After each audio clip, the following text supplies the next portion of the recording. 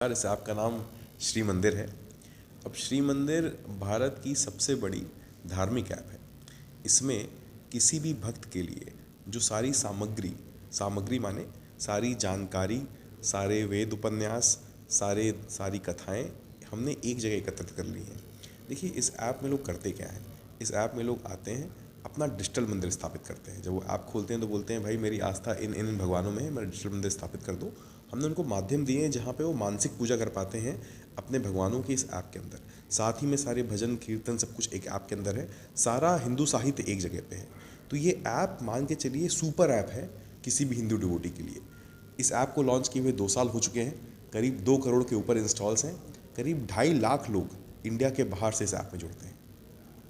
अच्छा, तो अभी हम क्या कर रहे हैं, उत्तराखंड में जो भी आपके मानसखंड मंदिर माला के जो भी मंदिर हैं, 16 मंदिर जो हैं, हम उनका डिजिटल मंदिर अपने फ़ोन में लेकर के आ रहे हैं और उसके अंदर आपको उस मंदिर की सारी जानकारी, मंदिर का महत्व, मंदिर की कथाएँ मिल जाएंगी।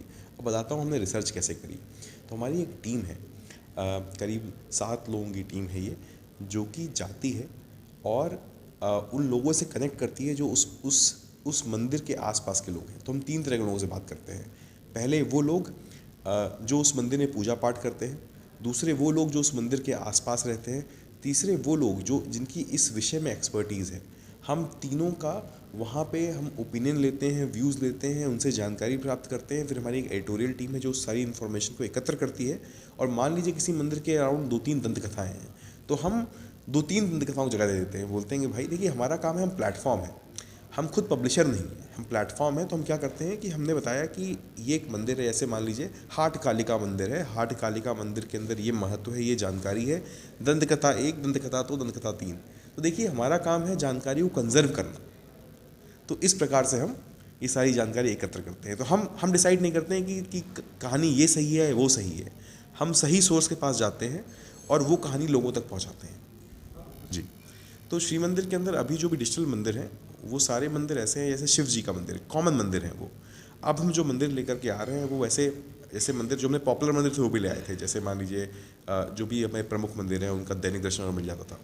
अब हम जो नई श्रृंखला में हम जो काम कर रहे हैं, हमारा उद्देश्य ये है कि भारत के वो मंदिर जो कि हिस्टोरिकली और कल्चरली इंपॉर्टेंट हैं मगर उनके बारे में एनफ मटेरियल अवेलेबल नहीं, उनको लेकर के आते हैं। तो पहले फेज़ में हम मानसखंड मंदिर माला के 16 मंदिरों को का डिजिटल मंदिर स्थापित करवा रहे हैं, उसकी जानकारी लेकर के आ रहे हैं। अगले फेज़ में करीब 23 और मंदिर हैं उसी रीजन के, जिनको हम लेकर के आएंगे और फिर हम पूरे उत्तराखंड जाएंगे, फिर हम पूरे भारत जाएंगे। हमारा उद्देश्य है कि हम भारत के 1 लाख मंदिरों को ऑनलाइन लेकर के आएँ। जब मैं कहता हूँ ऑनलाइन तो उनका दैनिक श्रृंगार दर्शन, उनकी जानकारी ऐप में उपलब्ध होगी।